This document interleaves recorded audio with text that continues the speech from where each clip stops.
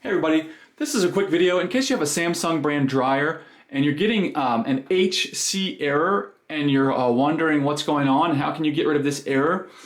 So the HC error is a hot compressor error. So that means that the compressor has overheated and needs to cool down.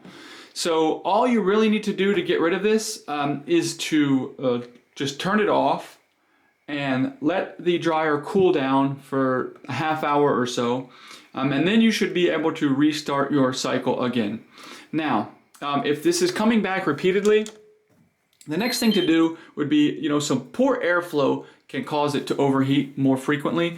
So just making sure that all of your filters, your lint filters and screens and everything like that, are all cleaned out so that there's nothing blocking the airflow, which could be contributing to a buildup of heat in the dryer. Anyways, so if you do those things, you should be able to get rid of your HC and get it back working again. Thanks a lot for watching. Have a great day.